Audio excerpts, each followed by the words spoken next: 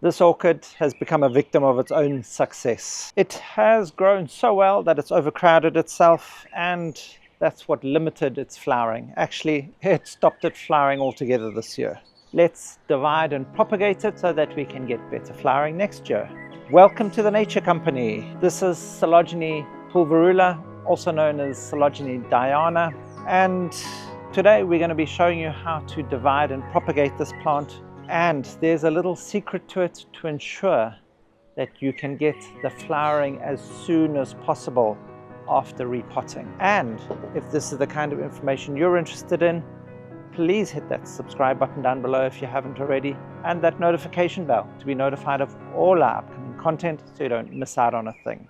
Our Coelogyne has grown so well and grown so quickly that it's overcrowded its pot and stop the flowering. What we're going to have to do is break this up, divide it into pieces and pot them up separately. That way we're going to give enough space for each plant to be able to grow and produce those flowers. These Coelogynes can actually be quite fast growers in the right climates. So if it's hot and moist, where the temperatures are warm and the humidity is high, it's going to grow incredibly quickly. So you may want to give it a little bit of space. These guys come from tropical areas and from different elevations, all the way from almost sea level up to around 1,900 meters. So that means they can actually acclimatize themselves to quite a variety of different temperatures.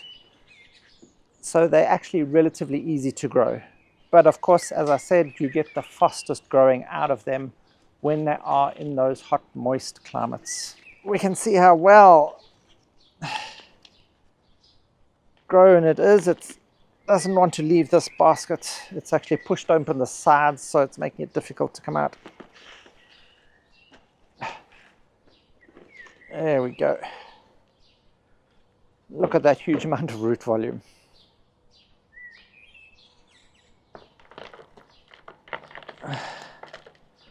All those beautiful new roots starting to grow. You'll notice this one has almost like orangey roots with a very orange growing tip, as opposed to that silvery white with the green tip. Now here what we need to do is we need to remove all of this old media. It hasn't decomposed too badly, but as I said, this plant was loving it and growing far too quickly, and now has to be transplanted, otherwise we just won't get flowers out of it. These pulverulas can be slightly temperamental when it comes to their flowering. If they get those hot temperatures as they're starting to push out these new growths and the pot gets too warm, you just won't get any flowers out of it. Also, if the plant has overgrown itself, it's not going to flower. Also, if it's not getting enough sunlight or bright, strong light, it's not going to flower. If the temperatures aren't right and it doesn't get enough day-night differential temperatures as those new growths are happening, it's not going to flower. This is one of the reasons that often people will have Coelogyne tomentosa or something like that, as opposed to these pulverulas, as not everyone can get them to flower. But there is a trick to get them to flower after dividing, because that's another point of order with them, is that they really don't like to be fiddled with too much. It's best not to repot them too often, as they don't flower again. It takes sometimes 2 or 3 seasons for them to reflower, so we just have to be careful with them. And also these Coelogyne pulverulas do like moisture. They like to have a little bit of moisture all year round. They don't really want to go through a drying period. These pseudobulbs have these lateral grooves in them as it is, and they don't really want to be wrinkled. Sometimes it can be difficult to tell, but if you do start wrinkling your pseudobulbs, the growth slows down quite dramatically, and again, you don't get flowering. They don't actually have a winter rest period, unless of course your temperatures do get too cold. And by too cold, anything below around 12 degrees, which is what, around 53 degrees Fahrenheit. They don't particularly like going below that, but they will accept those temperatures. Just then you have to watch your watering because evaporation's slower, and if you're keeping too much moisture around them all the time, they will rot, as with all other orchids. So now when you have a big plant like this, invariably in the center you'll have these old pseudobulbs that have done their work, they're finished. They'll be dead and dried and wrinkled. So this is always a good point to see if you can break away two halves of the orchid itself. Here it's quite easy to see, so we'll just bend it back and pull away the one section.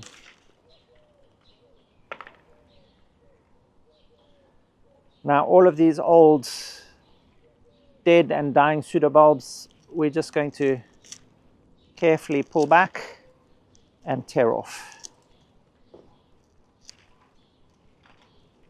This is going to help open up the center of the plant itself to allow for that air movement and light in, so it can send up, oopsie, that was a bud that would have taken, but obviously overgrown, it had died and rotted off. But all of these pseudobulbs have those small eyes or small bud points at their bases that then will produce new growths. And remember, it's from these new growths that as they start appearing, then produce your flowers. The flowers generally open before the leaves actually emerge. So if your leaves are already big like this, you know that you've missed the flowering, and that's when you know that it's time to look into what is wrong. Also, if your media is too acidic, you won't get flowering. You have to manage all of these parts to ensure that these plants are kept in tip-top condition to keep them flowering. And what we do is we go through, just clean off any of the debris that's stuck in between the plants, any of those old leaf sheaths, anything like that. Just being careful not to break off any of those little eyes. We could actually go into this and start removing all of these separate pieces where we see the rhizome running with all these pseudobulbs and we have a growth at the end. We could do that, but there's a reason that we're not going to. What we're doing is we're keeping our plant in as bigger clumps as possible. So Coelogynes are incredibly easy to propagate. They're tough cookies, and by even taking those small cuttings like that, they generally grow relatively quickly into fair-sized plants. So then you're asking me again, why aren't I dividing this up smaller? I'll have more and more of them. Well, you can do that. It's just you're going to wait for them to have flowers. But before we get into that, let's have a look at these leaves. Those broad flattened leaves are fairly susceptible to damage and just general wear and tear, a little bit of anthracnose and mild problems. They're not as susceptible to a lot of the other fungal diseases as things like oncidiums, because the leaves are actually quite papery, stiff, hard, if you want to say, although they are so thin. They're not soft and juicy like what those oncidium leaves are like. So often you don't find them with as many different fungal problems as a lot of the others. So if you're wanting just to clean up the leaves, what we can do is we'll just cut into each side of the affected leaf, cutting it back into a point. We could cut straight across, but that often doesn't leave as aesthetic an appeal as what that does, because the plant's natural points are like that. So if we try and match it up, you actually don't even notice that it's been done. So if you're just cleaning up your plant, if you've got a leaf like this that you don't want to cut too much volume off the leaf, then we can just cut it at a single angle like that, still leaving a sharp point.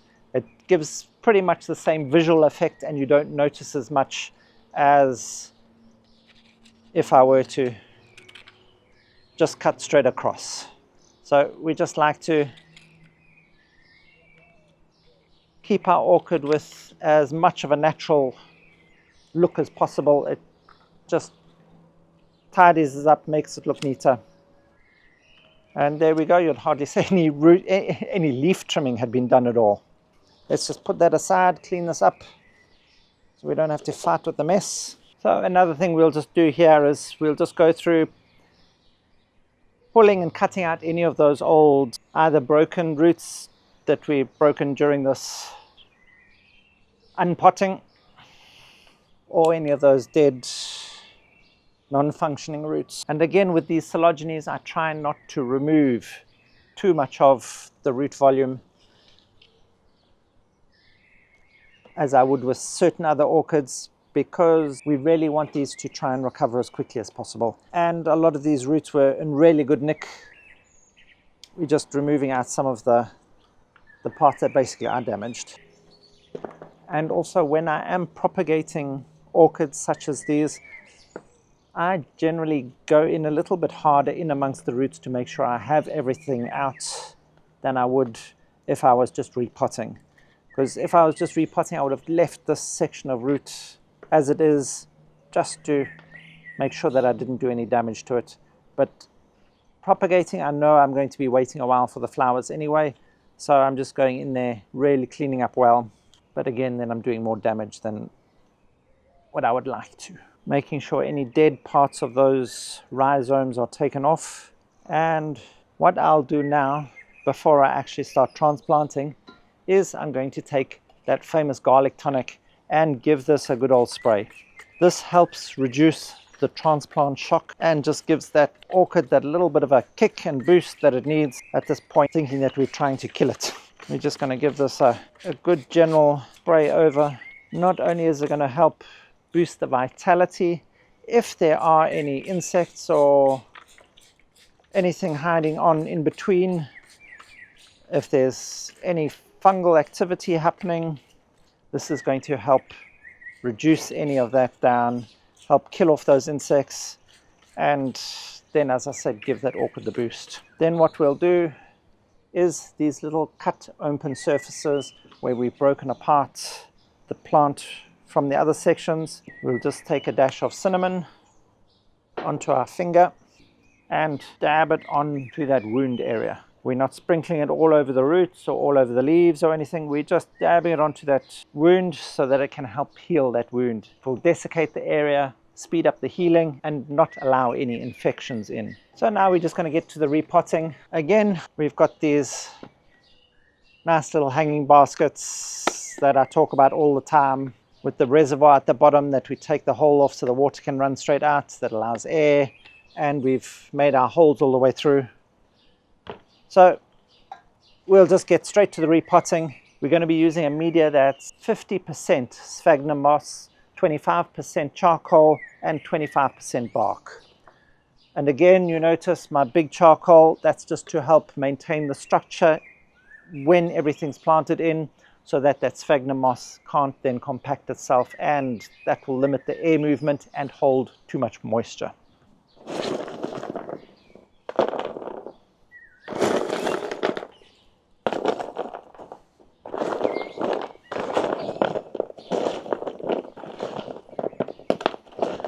We add all this extra sphagnum moss in because these like to be moist for the majority of the year. And we've got all these holes, so if we were just using bark and charcoal, it would dry out incredibly quickly. So it's just to give it that little bit of extra moisture retaining qualities so that the plant can thrive. And then it's just as basic as making sure where you want to place your plants in the center of the pot, because these will often grow out in all directions. They're not like a lot of the cattleyas, which may generally grow laterally in one direction. These will invariably grow out in all directions, and as soon as you've exposed these new parts, or should I say these older parts, to air and sunlight, they'll start producing new shoots that will then come out in this direction. So we just pop it up into the center of the pot to allow for as much growth area as possible so that it can keep growing outwards. And remember, again, these you really want to pot into a media that's not going to be needing repotting too regularly, because every time you repot, you're setting back the flowering. And there we go already. It doesn't matter if the roots stick out the side, because at least this root now is going to be able to absorb any moisture from the atmosphere and all the oxygen it's going to need. And by putting in your hangers, you're helping maintain the stability of the plant by giving it something to basically hold it up and keep it in place without actually needing a stake.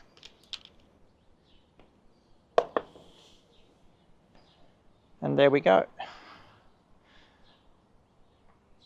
Now these we generally grow these outdoors, but they do grow fairly well indoors, because their temperature ranges that they grow in, or that they particularly like, are between 19 and 25 degrees, which is generally what most people will find comfortable in their home. So they're quite easy to grow in the home. Just be sure you keep your humidity levels right. Watering, if you're going to be giving them something like this sphagnum moss, often once a week will be more than enough. Just ensure that that sphagnum moss always has that little bit of dampness to it, or is dampness the right word? A little bit of moisture in it. Not damp, just moist. But is not soggy or soaking. And then you can just wet it out, let it drain quickly. In pots like this, it's going to drain incredibly quickly. And then just put it back into position. Also, by putting them in these hanging baskets, you're going to allow for all that air movement around them. So that should reduce any overwatering problems that you may have, especially if you've got big holy pots like this. Also notice again, when working with sphagnum moss, you don't compact your media down. You want to ensure that it's nice and fluffy, so that it's not going to hold too much moisture. And feeding your Coelogynes, the best idea for Coelogynes, especially these pulverulas, is to feed them a generalized fertilizer all year round. Unless, of course, your temperatures get cold, and that gives it some sort of cold dormancy in a way, but generally they don't go into dormancy. They'll grow throughout the year if given the correct temperatures. And the dormancy is not needed to help force flowering or anything like that. So it's better actually for your plant to actually just keep it in its ideal climate and keep it growing, and that's the way you'll get the most out of your plant and get the most flowers. And as I was talking about feeding, going for a generalized fertilizer, so anything that's got the same number all the way through, sort of like a 10-10-10 or something. For these Coelogynes, I always suggest it's always best to try and fertilize these at low doses frequently. Because they don't have that rest phase, you can just keep feeding them throughout the year at your half or quarter strength of the recommended dosage.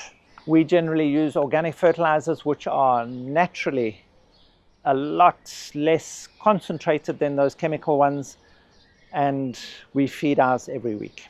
So this is a good point to tell you why we didn't break this up into all those small pieces.